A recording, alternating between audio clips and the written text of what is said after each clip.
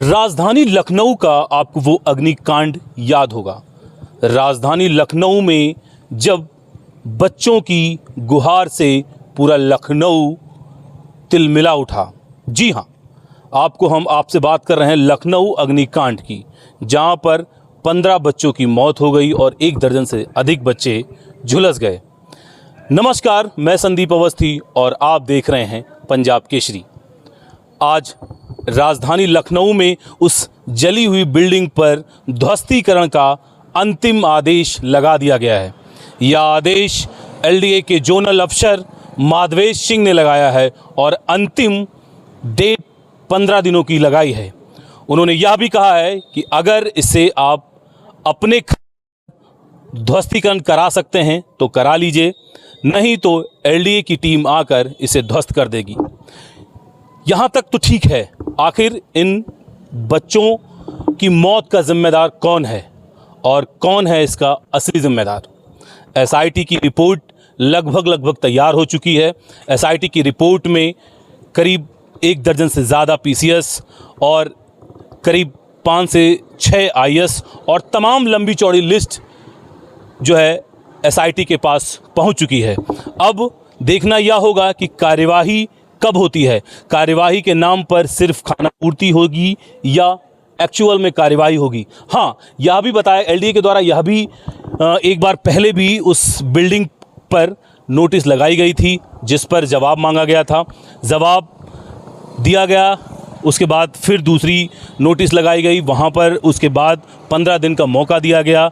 LDA की team ने मौके पर जा कर के पूरी टीम के साथ उसका निरीक्षण किया, वहाँ पर पूरी नोटिस चस्पा की और ध्वस्तीकरण के आदेश लगाए। लखनऊ हाईकोर्ट ने आज जो प्रधानों को प्रशासक बनाने के लिए उत्तर प्रदेश सरकार ने कहा था, उस पर पहले ही हाईकोर्ट ने रोक लगा दी थी।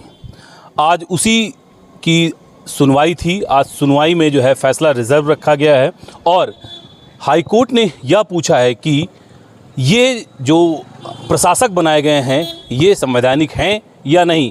इस पर सरकार से हाईकोर्ट ने जवाब मांगा है। इसी क्रम में हमारे साथ कुछ अधिवक्ता हैं, हम इनसे बातचीत करेंगे कि जो ये प्रधानों को जो प्रशासक बनाया गया है ये कितना सही है और कितना गलत है। सबसे पहले अपना नाम बता दीजिए। मेरा नाम दिव्यांश सिंह एडवोकेट है। जो प्रधानों को प्रशासक बनाया गया है इस पर क्या कुछ कहना है आपको, किस तरीके से देख रहे हैं इसमें? ये सही भी हो सकता है, गलत भी हो सकता है। सही इस हिसाब से कि उनके पास अनुभव है, समय पे चुनाव नहीं हो पाया, अगर ऐसा ना करे तो विकास कार्य रुक जाएगा। और ये पहली बार आज़ादी के बाद ये पहली बार ऐसा हुआ है कि उनका कार्यकाल बढ़ाया गया है।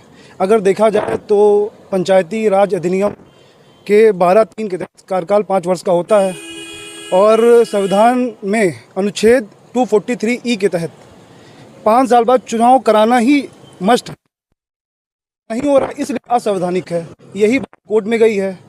सरकार से पूछा गया कि आपने ऐसा क्यों किया, पर सरकार ने इसके साथ जो प्रधानों का प्रशासक में जो कार्यकाल है वो सीमित भी रखा है। वो इस प्रकार से रखा है सिर्फ रूटीन काम कर सकेंगे और रूटीन के काम साथ जैसे कोई प्रस्ताव होता है, बजट पास करना होता है, इनके पास डायरेक्ट पावर नहीं दी गई है।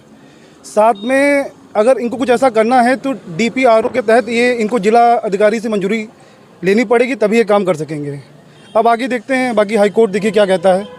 हाईकोर्ट ने अपना जो फैसला है वो रिजर्व कर रखा है और अगली सुनवाई तक जो है उनके सचिव से कहा भी है। हालांकि ये कितना इसको रोकना सही है, क्योंकि चुनाव से विकास कार्य को लेकर के जैसे कहा जा रहा है कि चुनाव के विकास कार्य रुकेंगे, ऐसा कुछ भी नहीं है। अगर ये विधानसभा चुनाव की तैयारियां हैं तो इन दोनों में क्या मतभेद हो सकता है? आज़ादी के बाद पहली बार ऐसा ऐतिहासिक फैसला लिया गया है और मतलब पहली बार ऐसा फैसला लिया गया है और ये कहीं ना कहीं अनुच्छेदों का जो संविधान के अनुच्छेद है उसका खंडन करता है, मतलब संविधान को कमज़ोर करता है, मतलब लोकतंत्र को कमज़ोर कर रहा है।